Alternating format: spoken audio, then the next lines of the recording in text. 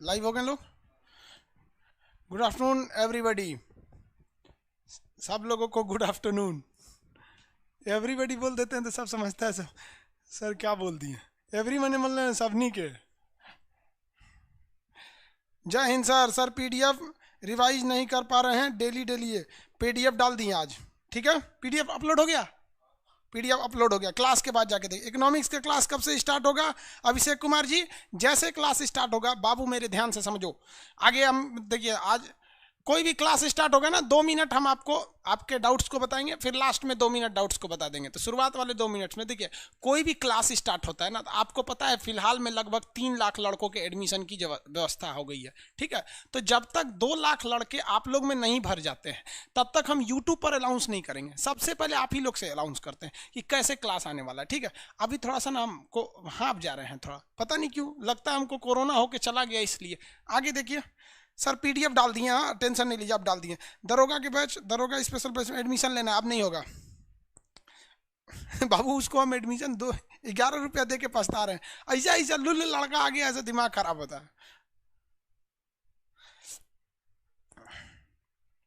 बाबू आप 9th addition लीजिए या 10th एडिशन लीजिए, कोई दिक्कत नहीं होता है, कोई प्रॉब्लम नहीं होगा। आप 9th लीजिए या 10th लीजिए, नेक्स्ट बैच में हम अपना एटलस ला देंगे। ठीक है, इस बैच के लिए नहीं ला पाएंगे, छप रहा है। एक्चुअली छपने के लिए दिए थे ना दिल्ली में एक आदमी को, उसको कोरोना हो गया, मेरे पैसे से उसने अपना इलाज करा लिया। कह रहे सर पैसे जो दिए थे हमने हम इलाज कराया। हम कहे चलो भैया कोई बात नहीं, अगली बार दे देना। सर आपका नाम क्या क्या करेंगे बाबू? नाम जो आपके मयंक जी, मेरा नाम ना हो, सुनिए ध्यान से, मेरा बस इतना नाम चाहिए कि जहां भी आप नौकरी कर रहे हो, आपसे मेरी पहचान बन सके। लोग पूछें कि यार ये खान सर का स्टूडेंट है, बस उस दिन मेरा खुशी होगा। हमको लगा कि नहीं, मेरा नाम आप लोग ने दे दिया। नाम जानना है तो हमें आपसे नाम चाहिए। एक पिता अपने बेटा से क्या उम्मीद रखता है कि जब हम बुढ़ापे में जाएं और कहीं हम जाएं तो मुझे मेरे बेटे के नाम से बैठने के लिए कुर्सी मिले। अरे उनके पिताजी हैं, बैठने दीजिए। जैसे आज मेरे पिताजी कहीं चले जाएंगे, आपके घर चले जाएंगे, कहेंगे मेरे पिताजी कि मैं खान सर का पिताजी, आप तुरंत कहेंगे अरे सर बैठिए बैठिए। तो हम भी यही चाहते हैं कि हमारा नाम ना आपके वजह से हो। एक माँ बाप और शिक्षक क्या चाहते हैं? आप आगे बढ़ें और आपसे हम आगे बढ़ें, समझे? सर इंग्लिश में भी पीडीएफ प्रोवाइड कर दीजिएगा, फालतू लोगों को ब्लॉक कर दीजिए। सही बोले भाई, इतना ज्ञान कहाँ से आता है भाई? पढ़िएगा, सबके पास ज्ञान आ जाएगा। कोई ज़्यादा ज्ञान नहीं है मेरे पास, ठीक है, आपके पास कम है। जैसे ये देखिए ना, ये लाइन बड़ी नहीं है, आपको ये लाइन लंबी लगती होगी, कब? अभी लंबी लगने लगी। तो आप समझिए ये खान सर हैं और ये आप हैं। ठीक है, सारे टीचर लोग क्या करते हैं ना, टीचर्स के पास ज्ञान बहुत ज़्यादा नहीं होता, आपके पास बहुत कम होता है, इसलिए आपको ज़्यादा लगता है। यूपीएससी का पेपर का डिस्कस कर दीजिए। कर देंगे बाबू। मैप से लगभग लगभग 16 क्वेश्चन आए थे यूपीएससी में। आपको हम बताते हैं। आप मेरे पास अगर आप टोटल कितना रुपया खर्च कर सकते हैं, 1000 रुपये में अगर कर दिए ना, आप प्री में फेल नहीं होंगे, यूपीएससी प्री में फेल नहीं होंगे। क्योंकि 200 रुपये का आपने मैप पढ़ा है, 200 में पॉलिटी पढ़ लीजिए, ऐसे कर करके 5 गो सब्जेक्ट पढ़ लेंगे ना, पास हो जाएंगे। एनालिसिस कर देंगे। वीडियो का रिकॉर्डिंग नहीं हो सकता है। कमेंट सेक्शन ऑफ कर दीजिए सर। कर देंगे क्या? ऑफ कर दे कमेंट। अरे बफरिंग करने लगा, कुछ सर्वर पे लोड पड़ गया। हाँ ठीक है, चलिए अभी स्टार्ट करते बाबू। हाँ बाबू, मेरी तबीयत ठीक है। आप सब लोग की दुआ के साथ मेरी तबीयत ठीक है। भगवान भी हमको थोड़े ले जाएगा, यमराज भी ले जाएगा, तो हम कहेंगे हे भैया यमराज देख रहे हैं सर्वर पे कितना लोड, हमको लेके चल जाएंगे, सब घर आएंगे सबको, इसलिए यमराज भी नहीं ले जाएंगे। आगे आइए बाबू, क्लास हम आपको जहां तक लिए थे उससे आगे एक्सटेंड करते हैं।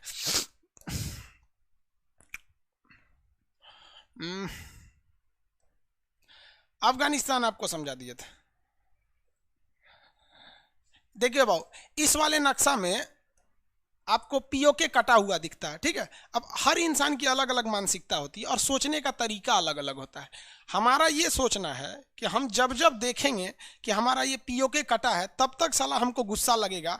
अब पाकिस्तान से तब तक हमारा जो प्रण लिए हैं कि हम ये वापस आएंगे, तब तक हमको ये याद आते रहेगा। इसलिए जब आते हैं तो हम इसको पीओके को बनाते हैं, इसको कलर से रंगते हैं, मेहनत करते हैं। हम इतना नक्शा ले लिए फिर भी इसको सुधारते हैं। अब अपनी अपनी मानसिकता है।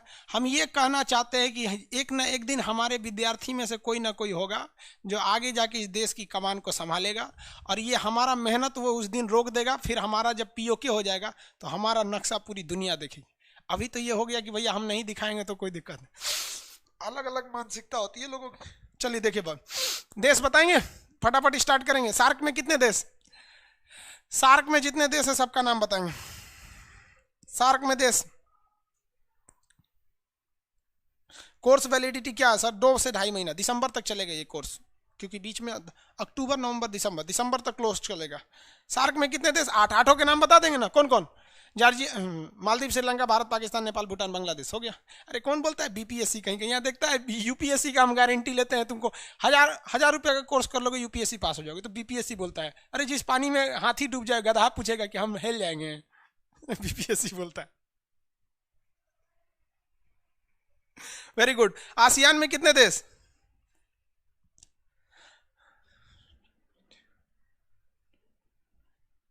आसियान में कितने देश? वेरी गुड, 10 देश। कौन कौन? Myanmar, Thailand, Laos, Cambodia, Vietnam, Malaysia, Singapore, Brunei, Philippine, Timor. हो गया यहाँ पे, और एक ब्रुनेई था उधर। आगे देखिए, हम अफगानिस्तान तक समझाए थे आपको। महात्मा बुद्ध की बामियान में सबसे ऊंची मूर्ति कहाँ थी? अफगानिस्तान में थी, लेकिन उसको मार के गिरा दिया इन लोगों ने। अफगानिस्तान एक पहाड़ी देश है जहाँ अफीम का उत्पादन ज्यादा होता है। यहाँ एक बहुत ही खतरनाक तालिबान आतंकवादी संगठन है, जिसे हम लोग कहते हैं तालिबान। तालिबान एक क्या है? आतंकवादी संगठन है। जो लोग कम थोड़ा सा पढ़े लिखे होते हैं, वो लोग थोड़ा सा बहक जाते हैं, शिक्षा के अभाव में बहक जाएंगे उन लोग को, इसलिए वो लोग भाग गए, उनको समझ में नहीं आता है। यहाँ पर आगे समझे, तो ये अफगानिस्तान समझा दिए थे। अफगानिस्तान के 3-4 शहर को याद रखेंगे। एक शहर का नाम है गजनी, जहाँ का रहने वाला था महमूद गजनवी। एक शहर का नाम है गौरी, जहाँ का रहने वाला था मोहम्मद गौरी। तो मोहम्मद गौरी और महमूद गजनवी। तो गजनवी भी कहाँ का था? अफगानिस्तान का। उसने सोमनाथ की मंदिर को लूट लिया। और मोहम्मद गौरी आया तो ससुरा यहाँ चलाया। अब इतिहास में आपको पढ़ाएंगे मोहम्मद गौरी के बारे में आगे। मोहम्मद गौरी आया तो उसका गुलाम जो था, मोहम्मद गौरी का एक गुलाम था जिसका नाम था कुतुबुद्दीन ऐबक। मोहम्मद गुलाम किसे बोला जाता है? जो साथ साथ घूमता है, बॉडीगार्ड। पान खाएगा तो थूकेगा तो एक कटोरा लेकर थूक दीजिए। तो मोहम्मद गौरी का गुलाम कौन था? कुतुबुद्दीन ऐबक। कुतुबुद्दीन ऐबक ने मोहम्मद गौरी के बेटिया को लाइन मार के फंसा लिया। अब लाइन मार के फंसा लिया इसको, अभी क्या करें यहाँ पर? तो बाद में ब्याह हो गया दोनों का, तो मोहम्मद गौरी अफगानिस्तान चला गया और अपने गुलाम यानी दामाद को भारत सौंप दिया जीतने के बाद। तो यहीं से आ गया गुलाम वंश, क्योंकि उसका गुलाम था। तो गुलाम वंश, खिलजी वंश, लोधी वंश, सैयद वंश, ये सब वंश आते गए, इतिहास में पढ़ाएंगे आपको। तो मोहम्मद गौरी कहाँ का था? गौर का। कहाँ का रहने वाला था? गौर। गौर जगह कहाँ पर है? अफगानिस्तान में है। महमूद गजनवी कहाँ का था? तो गजनवी का था। गजनवी कहाँ है? तो गजनवी भी, गजनी कहाँ है? तो गजनी भी है अफगानिस्तान में।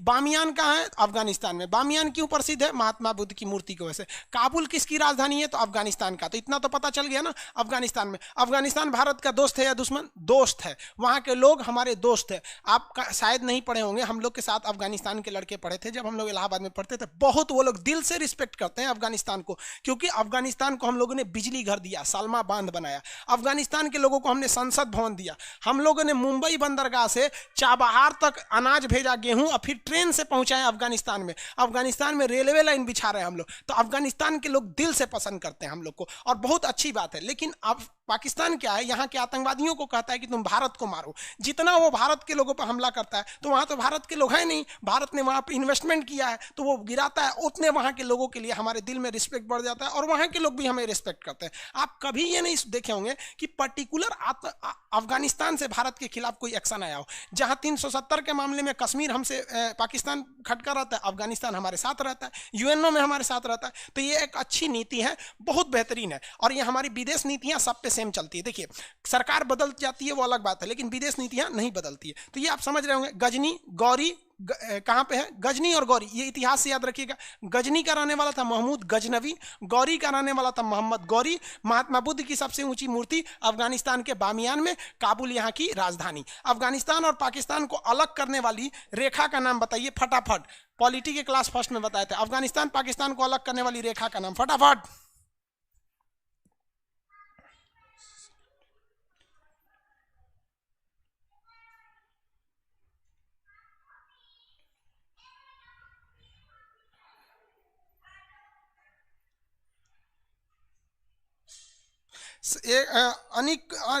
अंकित नागर जी कर रहे हैं सर आपने गोल्डन ट्रायंगल में कुछ और बताया, गूगल कुछ और बताया। देख बबुआ, गूगल जितना नहीं जानता है उतना हम तुमको नक्शा में यहाँ बता देंगे, ठीक है। गोल्डन ट्रायंगल 3-4 जगह है। यहाँ पर जब हम आपको आसियान पढ़ाएंगे ना, तो वहाँ पर गोल्डन ट्रायंगल इसको बता रहा होगा, ये वाला थाईलैंड, लाओस, कंबोडिया, वियतनाम, तो ये एक अलग गोल्डन ट्रायंगल है और ये एक अलग गोल्डन ट्रायंगल अफगानिस्तान में। हम आपको वही बताएंगे जो आपके एग्जाम के लायक है, और गूगल आपको वही बताएगा जो पूरी दुनिया के लायक है। आप बताओ भाई, पहली नौकरी है ना, हम क्या करेंगे, जो एग्जाम पूछता है वो भी बता देंगे, जो दुनिया पूछती है उतना भी बता दें। इतना आप कॉन्फिडेंस रखो ना भाई कि आपको जिस दिन ये बैच खत्म हो जाएगा ना, उस दिन आपको लगेगा कि सर हमने आपको 200 रुपया दिया लेकिन आपने इसको 2 लाख के बराबर पढ़ाया। आप टेंशन नहीं लेंगे।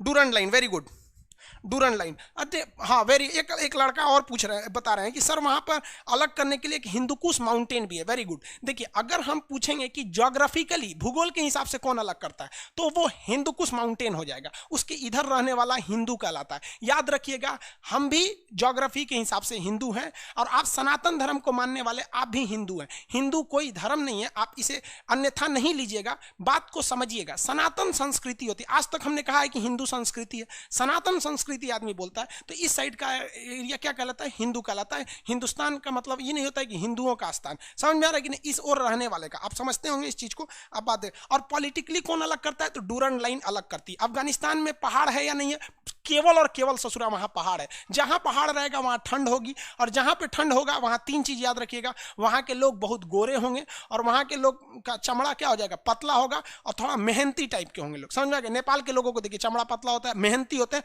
छोटे पैर के गोरखेल जो लोग होते हैं। बहुत से लड़के इसमें नेपाल के हैं जो पढ़ते हैं, एक्चुअली वो लोग, कई लोग इंडिया में रहते हैं, नेपाल और यूपी का, बिहार का एरिया सटा हुआ रहता है। आगे बढ़े,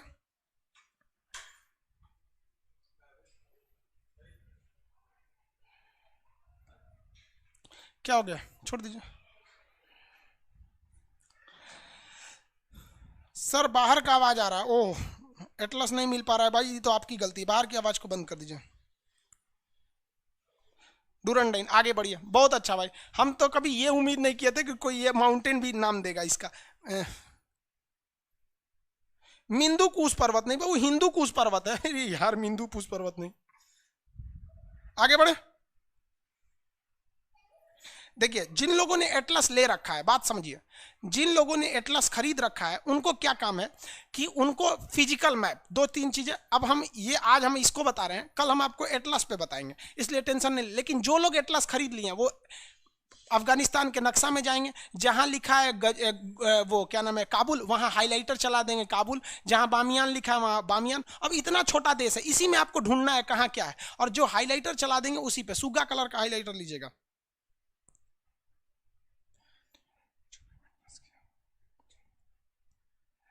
आगे देखिए, अब हम लोग इसके आते हैं, पाकिस्तान के बारे में बताएंगे। तो ये लोग, ये कराची बंदरगाह है कि ग्वादर, कराची है या ग्वादर, ग्वादर, वेरी गुड। अब यहां देखो, ये है देश श्रीलंका। श्रीलंका में एलटीटी समस्या, जाफना राज्य में ऊपरी भाग जाफना है, जहां पॉइंट पेड्रो है, जाफना और मेन श्रीलंका के बीच में एलिफेंटा नामक दर्रा है। ये बताओ भैया, ये क्या है, मालदीप है। कौन सा जगह है, मालदीप, मालदीप है ये। कहाँ गया,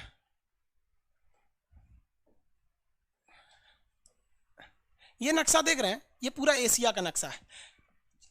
अगर आप इसको गौर से देखेंगे तो आपको पता चलेगा कि ये वाला एरिया कौन सा है, मालदीप, ये श्रीलंका। अमेरिका पहले श्रीलंका में आना चाहता था, भारत ने भगा दिया। नेपाल में आना चाहता था, चाइना ने भगा दिया। अल्टीमेटली वो पीओके में जाके हो गया।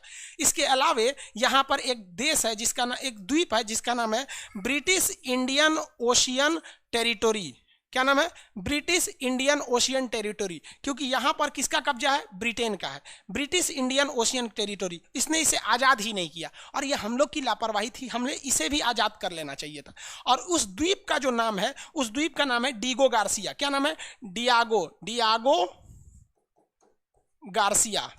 भैया ये 2016 का क्वेश्चन है यूपीएससी का। डिएगो गार्सिया कहां पर है? तो वो इंडियन ओशियन में है। डिएगो गार्सिया पर किसका अधिकार है? ब्रिटेन का। British Indian ocean territory, Britain का वह टेरिटरी मतलब होता है क्षेत्र जो इंडियन ओशियन में है, तो ये ब्रिटेन का कब्जा है। और यहां पर डिएगो गार्सिया, आइलैंड का नाम क्या है? Diego Garcia. कब्जा किसका है? ब्रिटेन का। तो इस डिएगो गार्सिया पर ब्रिटेन यानी यूके और यूएस दोनों की क्या रहती है? आर्मी रहती है, यानी आर्मी, एयरफोर्स, मिलिट्री रहती है।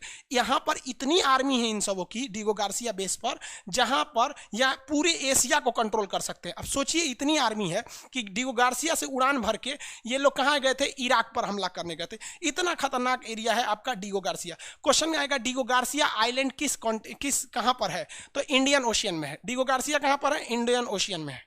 इंडियन ओशियन में। उस पर कब्जा किसका है?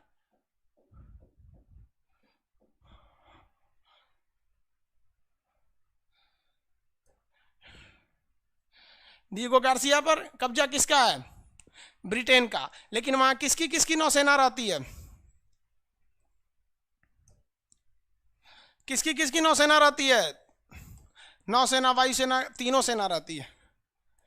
ब्रिटेन और अमेरिका दोनों की रहती है। ब्रिटेन और अमेरिका दोनों की रहती है। मिलिट्री बेस आपको दिखा देते हैं डिएगो गार्सिया का।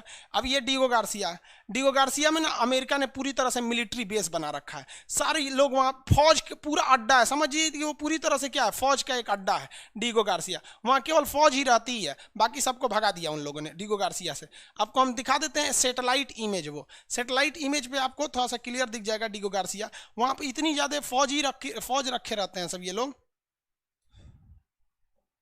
देखिए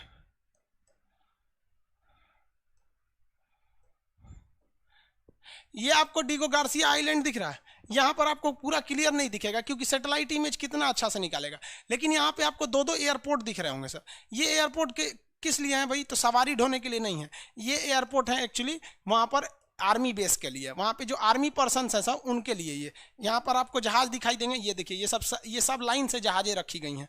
ये रेडी टू फाइट खड़ी रहती हैं और इतना ज़्यादा इनके पास क्षमता है कि नेवी, एयरफोर्स सब रहती हैं। और ये दो रनवे हैं, यहाँ से सीधे उड़ान भर सकती हैं और पूरी एशिया में तबाही ला सकती हैं। ये हमारी थोड़ी सी लापरवाही थी, क्योंकि जब हम 1947 में ये देश आज़ाद करा सकते थे तो इसको क्यों नहीं आज़ाद करा सकते? जब हम लक्षद्वीप ले सकते थे, जब अंडमान निकोबार ले सकते तो ये क्यों नहीं ले सकते थे? क्योंकि उस वक्त हमारे यहाँ इतनी सोच, दूरदर्शिता नहीं थी। अगर हम ये ले लेते तो आज के वक्त में बताइए बाबू, आप अपना दिमाग से सोचिए जरा कि अंडमान हमारा हो गया, लक्षद्वीप हमारा हो गया, अगर ये हमारा हो जाता डिएगो गार्सिया तो दक्षिणी यहाँ पर मतलब सॉरी हिंद महासागर में केवल हमारा ही बोलबाला रहता। और अगर रियलिटी में देखेंगे ना तो श्रीलंका हमसे घिर जाता।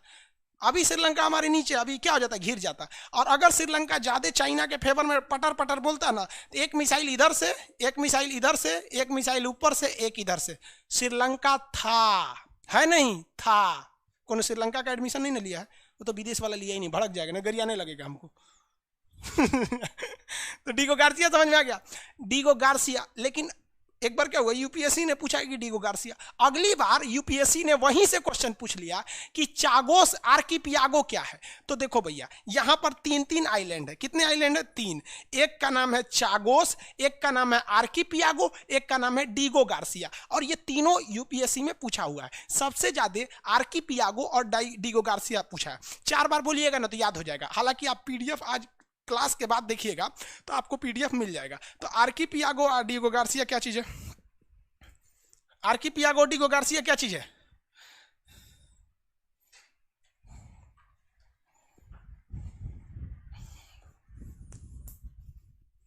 क्या चीज है भैया? आइलैंड है भैया।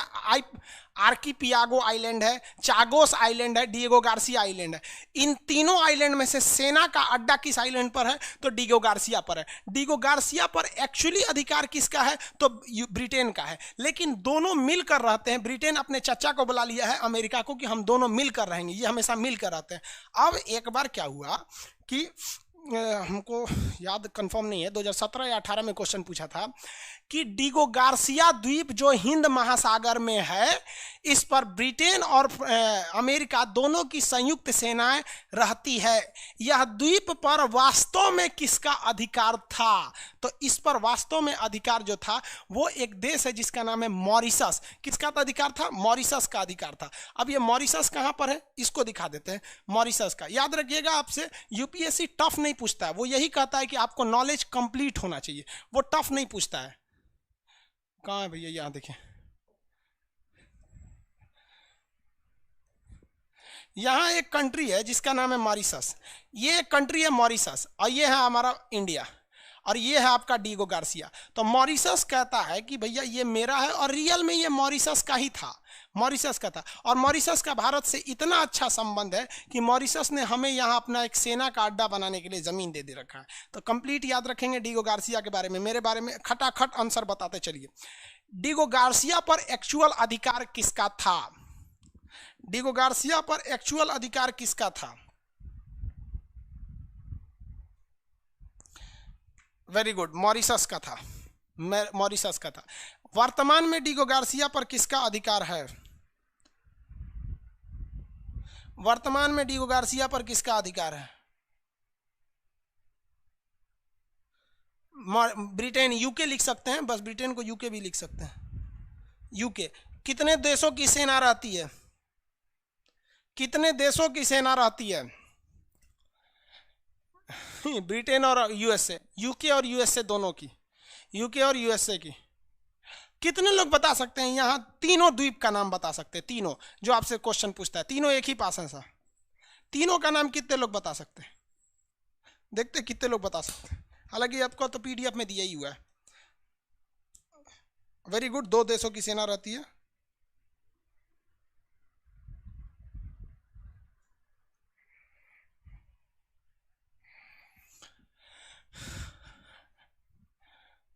दोनों देशों की फौज रहती है।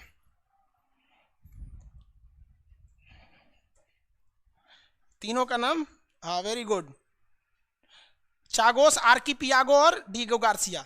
चागोस, आर्किपियागो नहीं लिख पा रहे होंगे लोग, आर्किपियागो। सुनिए ध्यान से, एक बार क्वेश्चन जब पूछा था ना इसमें यूपीएससी में कि आर्किपियागो क्या है, तो एक मेरे बगल में एक लड़का रहता था घर के पास में ही, तो कहता सर आर्किपियागो पूछा था, हम मार दिए पक्षी है। आर्किपियागो पक्षी नहीं है। आर्किपियागो क्या है? एक द्वीप का नाम है, आइलैंड का नाम है। हो गया, आगे बढ़े, चलो।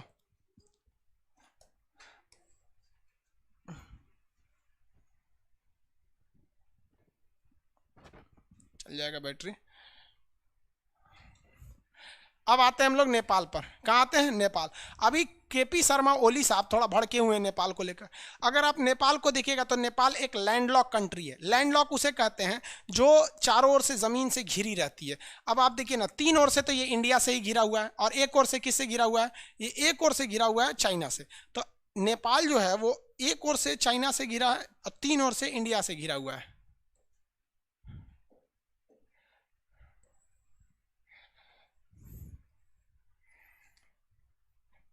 देखो भैया नेपाल को, यह है हमारा पड़ोसी भाई नेपाल। ओली साहब जब से आए हैं चौपट कर दिए इसको। नेपाल का लड़का बुरा मत मानो भाई, हम आपको अपना भाई मानते हैं, लेकिन आप हमारे देश पे चढ़ेंगे तो हम कैसे भाई मानेंगे? हाँ, ये 3 ओर से किससे घिरा हुआ है? इंडिया से घिरा हुआ है, ठीक है, इंडिया से। और एक ओर से किससे घिरा है? चाइना से। समस्या देखिए, ये अभी ओली साहब की सरकार जो है वो अपनी सरकार को बचाने के लिए, बड़ा इजी होता है ना कि आप नेशनल मुद्दा छोड़ दीजिए। जैसे मोदी जी का चुनाव कब होगा? 2024 में। अगर मोदी जी इस दौरान कुछ भी नौटंकी करें कोई दिक्कत नहीं है, बस चुनाव से पहले, मोदी जी का चुनाव कब होगा भैया? देखिए अप्रैल 2024, ठीक है। फरवरी से मार्च के बीच में 2024 में अगर एक हमला बस पाकिस्तान पे मोदी जी कर देंगे ना, लोग भूल जाएंगे उनका 5 साल में क्या था। और रियल बताएं आपको, 2019 के चुनाव में सबसे बड़ा इफेक्ट सर्जिकल स्ट्राइक का पड़ा था। तो यही चाल चलना चाह रहे हैं कौन? केपी शर्मा ओली। केपी शर्मा ओली कह रहे हैं कि हमारा ग्रेट नेपाल था, हमें वो वापस चाहिए। अरे ओली साहब एक बात बताएं, अगर जिस दिन भारत कहने लगा ना हम ग्रेट इंडिया थे, तो म्यांमार ग्रेट इंडिया में था, 1935 में अलग हुआ था। और ये अपना सिगौली की संधि दिखाते हैं 1816-17 का ले आके। भैया हम तो 1935 का दिखाएंगे तो ग्रेट इंडिया यहाँ था, हम 1971 का दिखा देंगे ना तो बांग्लादेश हमारा था, हम 1947 का दिखा देंगे ना 1947 का तो पाकिस्तान हमारा था, हम 18वीं सदी का दिखा देंगे ना तो अफगानिस्तान हमारा था। तो फिर ये ओली नेपाल के लोग, आप लोग भी इसको देखते हैं बहुत इंडिया का। अब जरा सोचो, राष्ट्रवाद अच्छी चीज है लेकिन फ्यूचर को देखो ना यार। आप क्या बात कर रहे हो, हम लोग पाकिस्तान को लेते हैं, हमारा ही था ना ग्रेट इंडिया। हम अशोका के टाइम का इंडिया देखेंगे ना जो पूरा एशिया का नीचे वाला इंडिया का था। पाकिस्तान को हम लोगों को दहेज में मिला था चंद्रगुप्त मौर्य को, उस समय उसका नाम था एरिया आराकोसिया जेड्रोसिया पेरिस्पेमियाई, दहेज में मिला था चंद्रगुप्त मौर्य को। अफगानिस्तान और पाकिस्तान पढ़ लीजिए, हिस्ट्री में पढ़ाएंगे आपको, हिस्ट्री और नक्शा सा पूरा जीएस पढ़ना ही पड़ेगा आप लोग को। जाएंगे कहाँ, नहीं पढ़ेंगे तो मन नहीं लगेगा आपको दूसरे जगह। तो नेपाल साहब का क्या कहना है कि यहाँ से एक थोड़ा सा एरिया यहाँ पर ये मेरा है। अब ये इनका एरिया का कहना क्या है, इनका डिमांड देखिए। सुगौली की संधि में क्या कहा गया था कि जो नेपाल है ना, नेपाल और इंडिया, इधर इंडिया, इसकी सीमा का निर्धारण कौन करेगा, ये काली नदी करेगी। तो भारत मानता है कि काली नदी का जो उद्गम हो रहा है वो काला पानी से हो रहा है। कहाँ से हो रहा है, काला पानी से। लेकिन नेपाल कहता है कि नहीं, काली नदी का जो उद्गम हो रहा है वो लिम्पियाधुरा से हो रहा है। कहाँ से हो रहा है, लिम्पियाधुरा से। तो अगर लिम्पियाधुरा से होगा, बात समझिए, अगर लिम्पियाधुरा से होगा तो ये नेपाल यहाँ तक आ जाएगा, यहाँ तक आ जाएगा कि नहीं। और अगर काला पानी से मांगेंगे तो नेपाल जहाँ है वहीं रहेगा। यही बवाल हुआ था। हम अब तक के वीडियो में सबसे ज़्यादा हमको नेपाल वाला इसी पे गरिया है कि तू क्या बोलता है, ये है वो। तो भाई हम सच बोल दिए हैं यहाँ पे। अब भारत कहता है कि भैया ये है। अब मेन बवाल इसी तीन को लेके है। और राष्ट्र मुद्दा ऐसा होता है ना कि प्रधानमंत्री सही कर रहे हैं या गलत कर रहे हैं, लोग उसके साथ हो जाएंगे। अभी आज नरेंद्र मोदी बोल दे कि हम लाहौर वापस लेके आएंगे, 80% जनसंख्या उनके साथ हो जाएगी। अभी मोदी जी कह दे कि हम सिंध वापस लेके आएंगे, क्योंकि हमारे राष्ट्रगान में पंजाब, सिंध, गुजरात, मराठा, पाकिस्तान का एक राज्य है सिंध, वापस ले आएंगे तो उनके साथ हो जाएंगे। तो यही है नेपाल के साथ। तो ये विवाद चल रहा है इसी को लेकर। हालांकि इंडिया कहता है कि ये एरिया हम इसलिए रखे हैं क्योंकि ये एरिया जो काला पानी का एरिया है ये चाइना से सट के है, हमको यहाँ हमला करना पड़ेगा क्योंकि चाइना पे भरोसा नहीं है। ओली साहब मेन बवाल इसलिए किए हैं क्यों चाइना के फेवर में जा रहे हैं। ये कसम खा के रखे हैं कि हम नेपाल से भारत के रिश्ते बर्बाद कर देंगे, लेकिन भारत संयम से कर रहा है क्योंकि उनको पता है कि लोकतंत्र में सबकी सरकार नहीं रहती है, पलट जाती है। सरकार जाएगी तो सब लोग सुधर जाएंगे। अब जरा नेपाल के लोगों को हम बता देते हैं। देखो भैया, ये नेपाल है, ये एरिया है तिब्बत, जिसे चाइना ने कब्जा कर लिया तिब्बत को। और ये इतना ऊंचा है, 5 किलोमीटर ऊंचा है कि इसके ऊपर से एरोप्लेन नहीं जा सकता है। यानी आपको अगर हवाई जहाज ले जाना है ना तो आपको इंडिया के ज़मीन से ले जाना पड़ेगा, और इंडिया की ज़मीन अगर परमिशन नहीं देगी ना तो आप हवाई जहाज नहीं ले जा सकते, मार के गिरा दिया जाएगा। तो जिस दिन भारत से खटकेगा ना, आप हवाई जहाज पे चढ़ना भूल जाएंगे नेपाल के लोग, पहला। दूसरा, कोई भी नेपाल अगर सामान खरीदता है तो उसे कलकत्ता बंदरगाह पे ले आता है, और कलकत्ता बंदरगाह से सड़क होते हुए रक्सौल से वो कहाँ ले जाता है, अपने एरिया में ले जाता है। नहीं तो ये यहाँ से बागडोगरा के पास से लेके जाता है। अगर भारत से रिश्ते खराब होंगे ना तो यहाँ से ये आपका बंद हो जाएगा। फिर मंगाइएगा आप चीन से वो पहाड़ पार करके, फिर चीन से मंगाने में क्या हालत खराब होगा देखिए। ये नेपाल यहाँ तो दिख रहे होंगे आपको। अब देखिए, अगर वो चीन से, सपोज अमेरिका से कोई सामान मंगाता है चीन में, तो चीन का वो मान लीजिए हांगकांग बंदरगाह पे उतारता है तो यहाँ से उसको यहाँ लाना पड़ेगा। और अभी वो कलकत्ता बंदरगाह पे मंगाता है, यहीं से यहाँ आ जाएगा। तो नेपाल के लोगों को ये समझ में नहीं आ रहा है कि भैया आपकी जो सरकार है ना वो जीतने के लिए, अब मान लीजिए आलू अगर मंगा रहे हैं यहाँ से यहाँ ले आने का आलू, तो 10 रुपये किलो अगर यहाँ पड़ा तो यहाँ 15 रुपये में बेच देंगे। लेकिन वही आलू अगर यहाँ 10 रुपये किलो गिरा है, यहाँ ले आएंगे तो 45 रुपया हो जाएगा। तो नेपाल के लोगों को समझ में नहीं आ रहा। हालांकि बहुत सारे लोग समझ रहे हैं इसको, लेकिन वो राष्ट्रीय मुद्दा ऐसा छोड़े हुए हैं नेपाल में। नेपाल पूरी तरह से पहाड़ी एरिया है, और नेपाल से भयानक पहाड़ तिब्बत में है। इसलिए नेपाल से निकलने वाली नदियाँ तिब्बत में तबाही नहीं मचाती हैं, नेपाल से निकलने वाली नदियाँ भारत में तबाही मचा देती है, क्योंकि भारत नीचे के एरिया में। तो हमको तो एक और से फ़ायदा ये मिलता है कि हमारे यहाँ पहाड़ नहीं है, इसलिए सड़क वगैरह बढ़िया है, हम खेती वगैरह सब कर लेते हैं। और नेपाल में पहाड़ है, इसलिए नदियों से जो तबाही होती है वो भारत में हो जाती है, उधर की ओर तबाही नहीं होती। लेकिन वहाँ खेती नहीं होता है, खाली शिलाजीत अजीत बेचता है ले आके जड़ी बूटी यही लोग बेचते हैं लोग ज़्यादातर। भारत में तो आधा से ज़्यादा चाउमीन बनाने वाले लोग नेपाल से आए लोग। क्या हम लोगों ने कभी उनसे भेदभाव किया? उस्ताद बोलते हैं लोग उसको, रेस्टोरेंट में जो बनाते हैं लोग चाउमीन वगैरह नेपाल के लोग बोलते हैं और उस्ताद क्यों। आज भी नेपाल के लोग भारत में कंबल आके बेचते हैं। कभी कोई नेपाल का आदमी बोले कि उनके साथ भेदभाव हुआ है, हम लोग अपने भाई की तरह उनके साथ मजाक करते हैं। और यार आप लोग अगर ये थोड़ी सी जमीन के लिए रिश्ता तोड़ोगे तो जरा सोचो हमारी भारत की संस्कृति। इसीलिए तो कहते हैं कि हम लोग से बड़ी यार दुनिया में किसी का दिल नहीं हो सकता है। भगवान श्री कृष्ण जो थे ना, आखिरी बार कौरवों के दरबार में गए थे और उन्होंने कहा था कि तुम पूरा ब्रह्मांड रख लो, पूरा हिंदुस्तान रख लो, पूरी भारत को रख लो, लेकिन हमें केवल 5 गांव दे दो। लेकिन वो 5 गांव भी नहीं दे पाया। कहां पहुंच गया पता है ना। तो यार हम लोग के टॉलरेंस को मत देखो, हम लोग पूरी कोशिश करते हैं। हमारी संस्कृति है कि हम हाथ जोड़ते हैं, पैर पड़ते हैं, विनती करते हैं। लेकिन अगर नहीं पड़िएगा ना तो हम लोग लात पैर पड़ना भी जानते हैं और पैर चलाना भी जानते हैं। चला देंगे लोग तो चल जाएंगे भीतर, आराम से समझा रहे हैं। और हाँ, हम लोग नेपाल के भाइयों का शुक्रगुजार भी हैं कि हिंदुस्तान ने ऐसा कोई युद्ध नहीं जीता जिसमें हमारे गोरखा भाइयों का खून न बहा हो, और वो आज भी हिंदुस्तान को लड़े हैं अपनी भूमि समझ के। लेकिन वहां पर कोई एक पार्टी अपनी सरकार जीतने के लिए ऐसा करने लगी, ये तो गलत है। गलत है कि नहीं। ओली साहब काय लिए बार बार मिल रहे हैं वहां पर, चीन की राजदूत से खूब मिलते रहते हैं। ओली जी कसम खाए हुए हैं कि हम चौपट करेंगे। लेकिन भारत, सोचिए भारत क्या करता है। भारत मलेशिया से पाम ऑयल खरीदता था। पाम मतलब तेल होता है, पाम ऑयल यहाँ से। तो भारत यहाँ से खरीदता है और नेपाल भी यहीं से खरीदता है। नेपाल के लोग पाम ऑयल नहीं खाते हैं, वो लोग सरसों का तेल खाते हैं। तो ये उसी पाम को मशीन में डाल के तेल बनाता है। पाम इतना बड़ा बड़ा होता है, खजूर टाइप का, और उसको इंडिया में बेचता है। तो भाई इंडिया ने कहा कि हम डायरेक्ट पाम मलेशिया से क्यों नहीं खरीदेंगे, हम अपने यहाँ फैक्ट्री लगाएंगे, हमको होगा।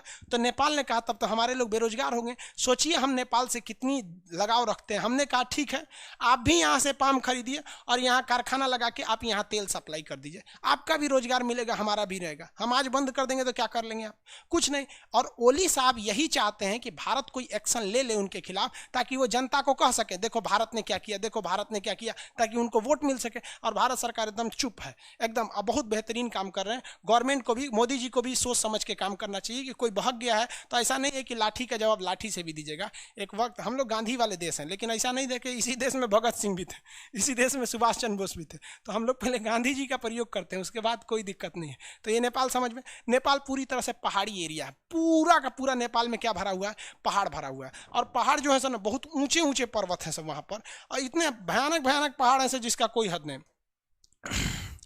उन पहाड़ों में अगर आप देखेंगे तो ज़्यादातर एरिया इतने ज़्यादा डेंस है कि पहाड़ से कि आप वहाँ जा ही नहीं पाएंगे। इसलिए नेपाल की ज़्यादातर जो ज़मीन है वो ज़्यादातर बर्बादे हो चुका है। अगर आप उसको 3D देखेंगे नेपाल के पहाड़ों को, तो आप कल्पना नहीं करेंगे कि इतने ऊंचे ऊंचे पहाड़ हैं। उनकी अर्थव्यवस्था भी नेपाल की किस पे चलती है? टूरिस्ट पर चलती है। पहाड़ वाले लोग बहुत ज़्यादा घूमते आते हैं। अब दुनिया के सबसे ऊँची चोटी कौन है? Mount Everest.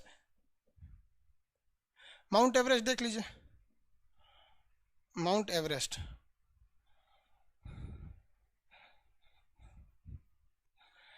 अब यहाँ है माउंट एवरेस्ट, कहाँ गया जी? इस्लामाबाद, जम्मू ले, वहीं ले जा रहा है कि कहीं और ले जा रहा है? ये सब का सब एरिया पहाड़ है। माउंट एवरेस्ट पे ही ले जा रहा है ना? हाँ ठीक है। अब आप पहाड़ देखेंगे इसको, ये है नेपाल आपका। अब देखिए इसमें केवल और केवल ना आपको ऐसे ही पहाड़े मिलेगा केवल। तो यहाँ कहाँ खेती कीजिएगा? थोड़ा मोड़ा कहीं खेती होता है, टूरिस्ट होता है। अब नेपाल को समझ में नहीं रहा, ये पहाड़ भरा हुआ है, पूरा नेपाल यही है, पूरा का पूरा पहाड़ भरा हुआ। नीचे से थोड़े मोड़े सड़क जाते हैं, आप देख रहे हैं। ये कहाँ पे आपको पूरा नेपाल ऐसे ही मिलेगा, आपको पहाड़े पहाड़ मिलबे करेगा। ये देखिए कहीं भी कुछ भी आपको देखेंगे तो ये सब का पहाड़ है। क्या खेती करेंगे यहाँ पे? हम लोग के पास तो गेहूं चावल, नेपाल के लोगों से पूछिए कहाँ से जाता है? इंडिया से। तेल सरसों सब कहाँ से जाता है? इंडिया से जाता है। अब उनको समझे में नहीं आ रहा है।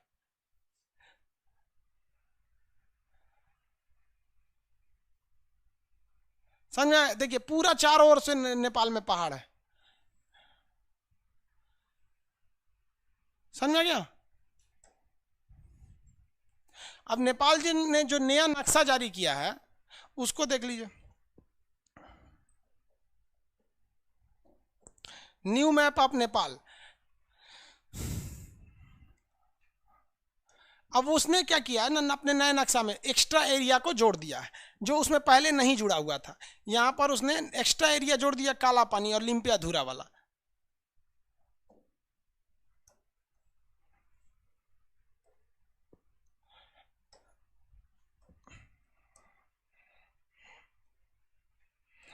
ये नेपाली भाषा में भी लिखा हुआ है। ये आप अगर देखेंगे नेपाल का पुराना नक्शा तो ये एरिया नहीं था। मेन इसी के लिए बवाल हुआ है। अब आप बताओ भैया, हम लोग ने पाकिस्तान बांग्लादेश सब अलग हो गए सब। अब आपको आज याद आ रही है सुगौली की संधि, तो अब हम क्या कर सकते हैं यहाँ पर?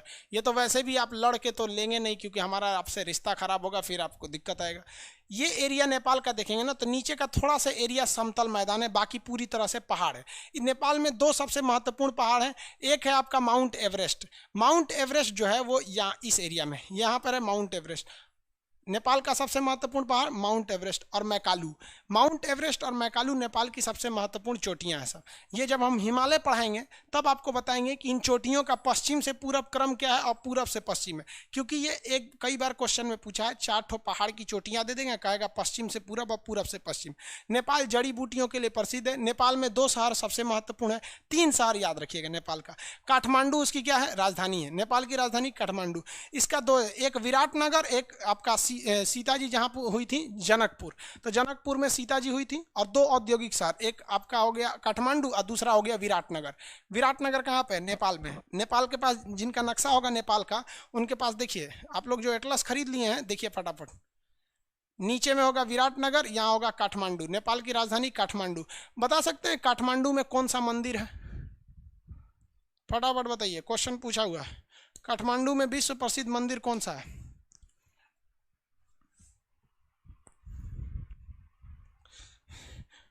बोल रहा है एक लड़का कि ओली जी को चीन की राष्ट्रपति पसंद आ गई है, मतलब राजदूत पसंद आ गई है।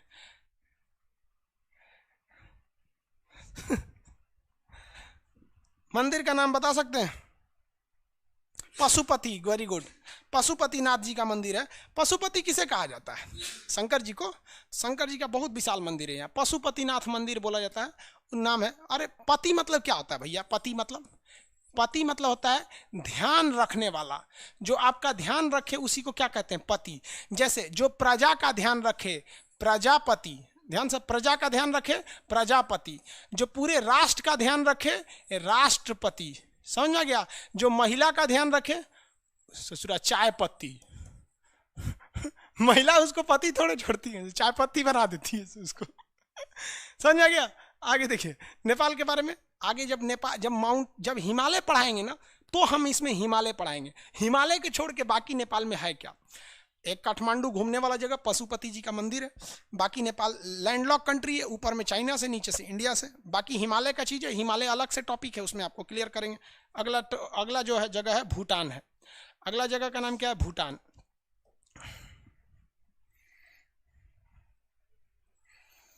देखिए भैया, ये जगह है भूटान। यहां पर एक जगह है साकटेंग। चीन कहता है कि साकटेंग मेरा है। अब जरा देखो भैया भूटान को, ये भूटान दिख रहा है आपको? भूटान दिख रहा है ना? भूटान भी सेम नेपाल की तरह है। सेम नेपाल की तरह मतलब वो भी 3 ओर से इंडिया से घिरा है और 1 ओर से चाइना से घिरा है। 1 ओर से चाइना से घिरा। नेपाल भी 3 ओर से इंडिया से घिरा था, 1 ओर चाइना से घिरा। अब भूटान का एक जगह है जिसका नाम है साकटेंग, जो इंडिया की ओर है नीचे। चोट्टा चाइना क्या कहता है कि साकटेंग मेरा है। अरे हरामी साले, इधर से कैसे तुम्हारा हो जाएगा? मतलब सोच रहे हैं साकटेंग उसका कैसे हो जाएगा, ये हमको नहीं समझ में आ रहा। साकटेंग तो नीचे है, इंडिया की ओर है, ऐसे कैसे हो जाएगा साकटेंग तुम्हारा? अब मान लीजिए कि भैया साकटेंग यहां रहता तो समझ में आता, साले तुमसे विवादित है। तुम साले हरामी बोलते हो कि साकटेंग तुम्हारा है। अजब हाल है। कोरोना तुम्हारे बाप का नहीं है, मतलब कोरोना है तो वो चाइना का नहीं है, बाकी सब साला चाइना का है। दक्षिणी चीन सागर हो जाए चाहे कुछ भी हो जाए, चाइना का है। गाली देना अच्छा नहीं लगता है टीचर होके, लेकिन ऐसा थोड़ी है कि हम गाली दे नहीं सकते। गाली हम केवल इंसानों को नहीं देते, हरामियों को तो दे ही सकते। एक ये है, एक ये है। अब नाम क्या ले हम आपको? समझदार हैं आप लोग। सारा चाइना से पूरी दुनिया परेशान है, पाकिस्तान से मुसलमान परेशान है, जाके बम फोड़ देता है। गाली मुसलमान सुन लेते हैं सब। मुसलमानों को लगता है उनका मसीहा है। अरे भैया तुम्हारा मसीहा है तो चले जाओ वहीं पे, फिर काहे चिल्ला रहे थे एनआरसी खराब है। अजब हाल है। ये वाला एरिया ये साकटेंग है। बताओ भाई साहब किस हिसाब से तुम हरामी कहता है कि साकटेंग मेरा है। अब भूटान जो है, अब इसकी हिस्ट्री समझिए। यहां एक कंट्री था जिसका नाम था तिब्बत। 1959 में चाइना ने तिब्बत को कब्जा कर लिया, इस तिब्बत को कब्जा कर लिया और यहाँ के लोगों को इतना मार मारा, एक आदमी को इधर भेज दिया, एक को इधर भेज दिया, एक को इधर भेज दिया। तिब्बत के लोगों पर इतना ना चाइना अत्याचार किया कि तिब्बत में तिब्बत के आदमी को छोड़ा ही नहीं। एगो को यहाँ भेज दिया, एगो को गोभी मरुस्थल में भेज दिया, एक को यहाँ भेज दिया, एगो को मुआ दिया। अब बाकी जो चाइना के मूल निवासी थे जिन्हें हान चाइनीज कहा जाता है, उन लोगों को यहाँ ले आके भर दिया, हान चाइनीज को भर दिया। तो तिब्बत का बहुत बुरा हाल हो गया, जमीन भी कब्जा कर लिया, वहां के लोगों को इधर उधर भगा भी दिया। तो इससे डर गया भैया भूटान। भूटान कहा कि भैया अब हमरो कब्जा कर लेगा। तो भारत से कहा कि हम आप में मिल जाएं। तो भारत ने कहा मिल जाओ, कोई दिक्कत नहीं है। तो भूटान ने कहा कि भैया हम तो आप में मिल जाएंगे, लेकिन ऐसा तो नहीं कीजिएगा आप कि हमारा एगो लड़का को उठा के यहाँ से राजस्थान भेज दीजिए, एगो को केरला भेज दीजिए, एगो को अंडमान भेज दीजिए, एगो को तिहाड़ जेल में भेज दीजिए। ऐसा तो नहीं कीजिएगा जैसे वो किया था। तो उसने कहा, भारत ने कितना बेहतरीन कहा, एक काम करो 2 साल पहले 1 साल तुम रह के देखो, 2 साल हमारे साथ रह के देखो, एग्रीमेंट कर लेते हैं कि हम 2 साल एक जैसे रहेंगे, सह राज्य की तरह, जैसे एक ही है। अच्छा लगेगा तो मिल जाना, नहीं रहेगा तुम्हें। 2 साल के लिए टाइम दिया गया। 1974 से कहा गया 1976 तक आप रहे। बेचारा सिक्किम को इतना अच्छा यहाँ पर साथ रह के देखा गया। तो इसने कहा ठीक है, लेकिन सिक्किम भी, यहाँ एक और देश है सिक्किम को भी सेम मौका दिया गया, लेकिन सिक्किम भारत में मिल गया। भूटान ने कहा कि हम भी भारत में रहेंगे आपके साथ, लेकिन एक शर्त है कि हमारे यहाँ मुख्यमंत्री नहीं राजा रहेगा। तो भारत ने कहा ये हमारे यहाँ से पॉसिबल नहीं है। तो वहाँ के राजा ने समझौता किया कि हमारी सेना की जिम्मेदारी भारत उठाएगा, विदेश मंत्रालय की जिम्मेदारी भारत उठाएगा, सारी चीज़ें भूटान भारत से देख के करेगा और भारत भूटान की रक्षा करेगा। तो आज भी भूटान की रक्षा कौन करता है? भारत। भूटान के पास किसकी सेना खड़ी है? भारत की। और भूटान की ज़मीन को 2017 में चीन हड़पना चाहता था, जिसका नाम था डोकालाम। वो हमारी ज़मीन ही नहीं थी, डोकालाम यहाँ ऊपर में था, ये जगह को इसे हड़पना चाहता था। भारत ने बढ़िया से बजा दिया, कहा कि हम नहीं हड़पने देंगे। तो आज बताइए भूटान की रक्षा की जिम्मेदारी किसकी है? भारत की। अब आप कहेंगे कि भारत काहे लिए वो एडवांस वाला काम किया? तो 2 रीजन है। अगर इस भूटान पर चाइना का कब्जा हो जाता तो हमारी बॉर्डर के और करीब आ जाता है। हम लोग अगर भूटान के पास हैं तो भूटान पूरी तरह पहाड़ी देश है, इतना पहाड़ है कि यहाँ बादल जाता है तो बिना टकराए जाता ही नहीं है, इसीलिए इसे लैंड ऑफ थंडर बोल्ट, तड़ित झंझावात, भ्राम भ्राम वाला देश कहते हैं। बादल जाएगा तो लड़बे करेगा।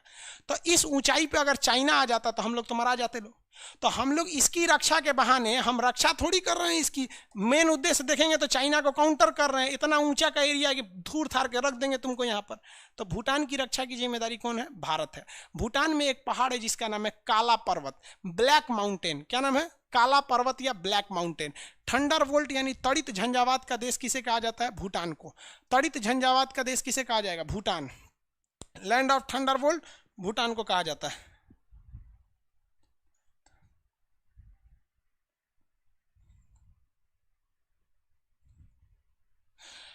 एक आदमी कह रहे हैं कि सर वो अरुणाचल प्रदेश का भी समझता है। समझ आ गया कि नहीं आता?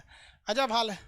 हम देखिए, हम कभी राजनीति में नहीं जाना चाहते हैं और ना ही हम राजनीतिक टिप्पणी करते हैं। हमारे में खराबी है कि भैया जो है वो हम बोलते हैं, ये खराबी है। अगर हमें भारत का कमान सौंप दिया जाता तो हम चाइना को एक ही बात कहते हैं कि चाइना तुम्हें हमसे जो भी व्यापार करना है वो दूतावास के थ्रू होता है, एम्बेसी। चाइना का एक अधिकारी दिल्ली में बैठा है, हम नियम लगा देते हैं कि चाइना का वह अधिकारी दिल्ली में नहीं बैठेगा, अरुणाचल प्रदेश में बैठेगा। तो जब वो अरुणाचल प्रदेश में बैठेगा तो परमिशन किससे लेगा? वहाँ के गवर्नर से लेगा। सीधी सी बात, अगर आप गवर्नर से परमिशन ले रहे हैं यानी वो जगह आपका नहीं है, तो नियम बना दो कि भैया हम आपकी जो एम्बेसी रखे हैं, दूतावास, ये जो दूतावास जो एम्बेसी है ये हम दिल्ली में रखेंगे ही नहीं। आपको खोलना है दूतावास तो आप अरुणाचल प्रदेश में खोलिए, यहाँ नहीं खोल सकते हैं। अब बताइए, अगर ये खोला यहाँ पर तो एम्बेसी कभी भी आप अपने जगह में थोड़ी खोल। अब आप कहेंगे कि भैया भारत का दूतावास छत्तीसगढ़ में, अरे भारत का दूतावास विदेश में रहता है, तो आपका दूतावास यहाँ है, इसका मतलब आप कानूनी परमिशन दे रहे हैं कि वो जमीन आपकी नहीं है। और दूतावास खोलने से पहले वहां के राज्यपाल से परमिशन लीजिएगा, राष्ट्रपति से लीजिएगा, तो भी नहीं है। और अगर आप गुस्सिया के कहेंगे नहीं हम दूतावास वापस ले जा रहे हैं, तो ले जाओ साले, तुम्हारे व्यापार, हमको वैसे ही ऑलरेडी व्यापार से घाटा लग रहा था, हम तो खुद बहाना खोज रहे थे, तुम साले चले जाओ। तो कहते हैं देहात में रोए के रहनी तले आँखिए खुदा गिल। और अच्छा है, एक तीर से दो निशाना। डायरेक्ट हम थोड़ी कहेंगे कि व्यापार बंद करेंगे, व्यापार होता है राजदूतों की मदद से। राजदूत यहाँ खोलिए, सब काम खत्म हो जाएगा। हमको बड़ा अफसोस होता है कि जिस धरती का चाणक्य था, आज उसी धरती के लोग चाणक्य नीतियां भूल गए हैं। समझ में आ गया कि नहीं आ गया? किसी को कोई दिक्कत नहीं? अरुणाचल प्रदेश उनका है। अरे हमारे यहाँ प्रधानमंत्री लोग ना एज पे बनते हैं, थोड़ा यंग एज का बन जाता ना आप लोग की उम्र का, तड़ाम भड़ाम वाला, कब का मैटर सॉल्व हो गया रहता। आगे देखें, किसी को कोई दिक्कत नहीं है?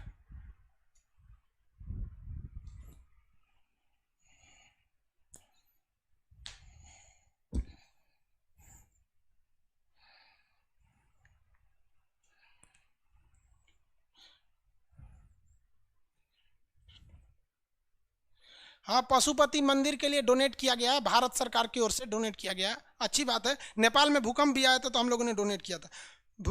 भूटान जाने पे पासपोर्ट नहीं लगता। हाँ भैया, हम उनकी रक्षा करते हैं तो हमसे पासपोर्ट लेंगे, सब कुछ। भूटान के बारे में दो तीन चीज़ याद रखिएगा। सबसे पहला याद रखेंगे भूटान के बारे में कि इसे क्या कहा जाता है, लैंड ऑफ थंडर बोल्ट। क्या कहेंगे? थंडर बोल्ट मतलब तड़ी झंझावात, यानी बिजली तड़कने वाला देश। यहाँ एक ब्लैक माउंटेन है, काला पर्वत है, ब्लैक माउंटेन। इसकी रक्षा कौन करता है? भारत करता है। इसकी राजधानी तो आपको पता ही होगा भैया, भूटान की राजधानी थिम्पू है। यहाँ का सबसे बड़ा शहर का नाम है पारो। पारो शहर का नाम है। इसका सबसे बड़ा शहर का नाम क्या है? पारो।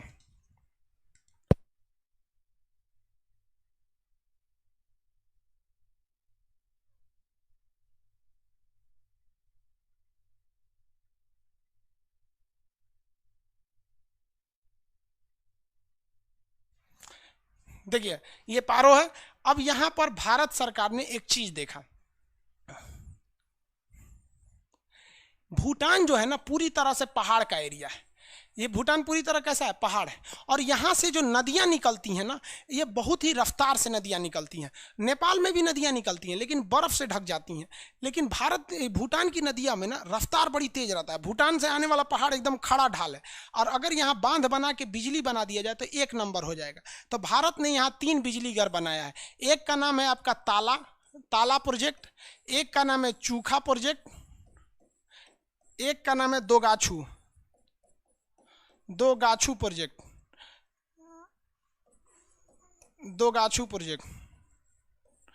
तीन प्रोजेक्ट हैं यहाँ पर।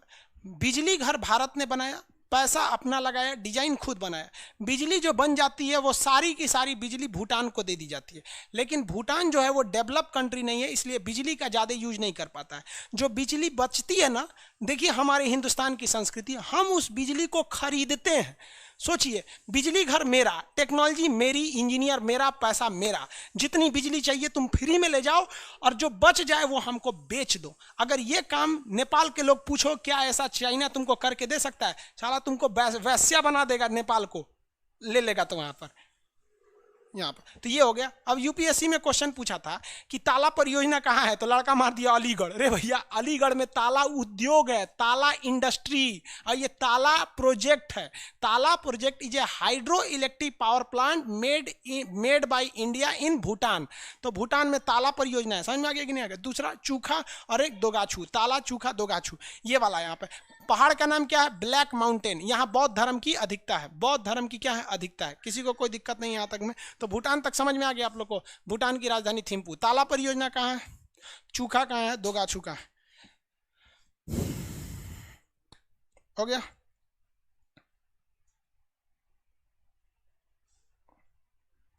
पारो, देवदास वाली पारो नहीं।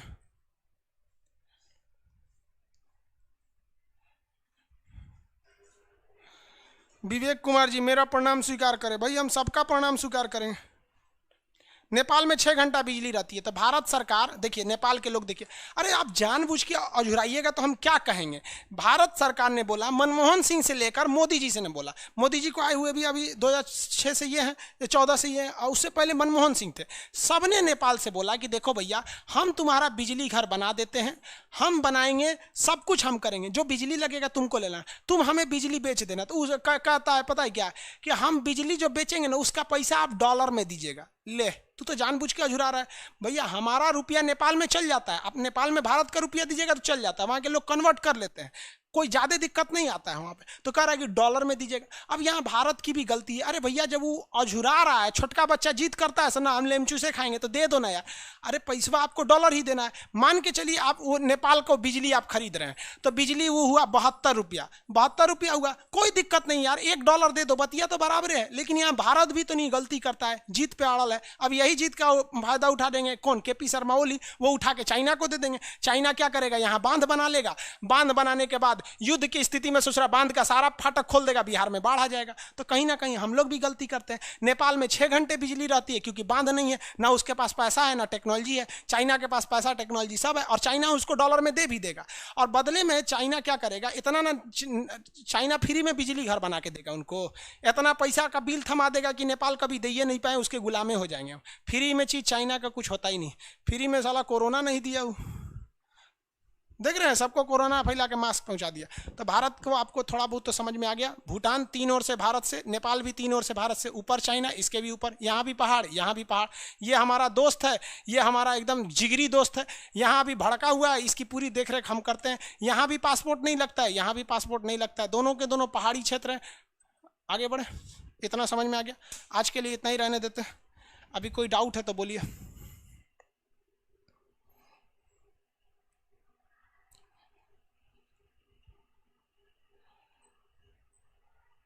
भाई आप कोई भी एटलस लीजिए, बार बार हम बोल रहे हैं हमको एटलस चाहिए, कुछ भी ले लीजिए आप।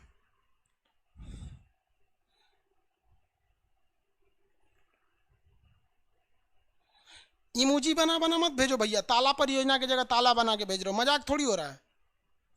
पारो जगह का नाम है उसका, देवदास वाली पारो नहीं। इसे पारो के चक्कर में रहना, बेरोजगार रह जाओगे जिंदगी भर। हम एटलस 9th एडिशन लिए हैं, 9th एडिशन लिए हैं, हम क्या कर सकते भाई, जो एडिशन लेना है ले लीजिए, बस उसमें नक्शा रहना चाहिए सबका।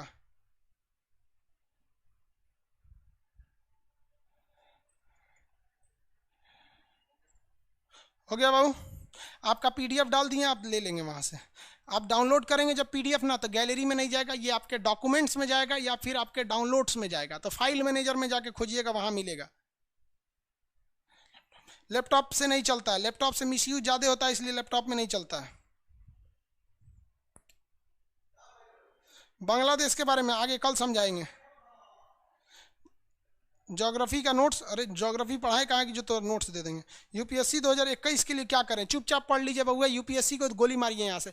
आपको जो पढ़ा रहे हैं आप वही पढ़िए। आपका मन आप यूपीएससी में जाइएगा, बीपीएससी में जाइएगा, पीसीएस में जाइएगा, हमको मतलब नहीं, हम पढ़ा देंगे आपको, 0 से हीरो तक, दिक्कत नहीं होगा। आर्मेनिया में युद्ध होने वाला है, यूट्यूब पे बता देंगे युद्ध होने वाला है जो।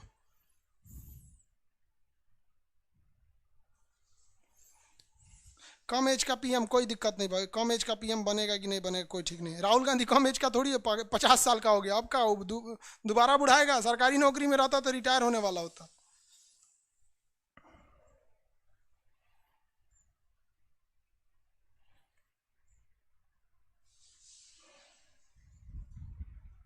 एक ही चीज को कितनी बार कर रहे हैं जी। लगभग हर देश में एक लोग होते हैं जहाँ देशभक्त होते हैं, हर जगह के लोग देशभक्त होते हैं, खाली इंडिया के थोड़े होते हैं। दुनिया में सबसे ज्यादा देशभक्ति जानते हैं कहाँ होता है, भूटान, सॉरी जापान में। जापान का व्यक्ति जब रिटायर होता है ना, तो पेंशन नहीं लेता है, अपना सारा पेंशन किसको दे देता है, सरकार को। और यहाँ के लोग सरकारी नौकरी केवल इसलिए पसंद करते हैं कि सरकार हमको पेंशन देगी। और वहाँ के नेता भी ईमानदार रहते हैं। तबीयत खराब था वहाँ के प्रधानमंत्री के, क्या नाम था उनका, शिंजो आबे, तो उन्होंने कहा कि हमसे देश की सेवा नहीं हो पा रही है, हम प्रधानमंत्री का पद छोड़ रहे हैं। और यहाँ लाल कृष्ण आडवाणी नरेंद्र मोदी से लड़ गए थे कि प्रधानमंत्री हम बनेंगे, 82 साल की उम्र में हम प्रधानमंत्री बनेंगे। देख लो देश भारत में आप।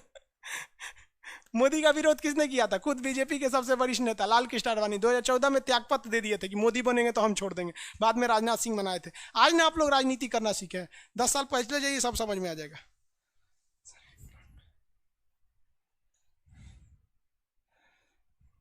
सर पासपोर्ट किस देश में, बिना पासपोर्ट किस देश में जा सकते हैं? लगभग 20-22 देश है बिना पासपोर्ट किसी देश में, मतलब एक नेपाल है, एक भूटान है, बाकी सब जगह पासपोर्ट लगेगा आपको, वीजा भले नहीं लगेगा।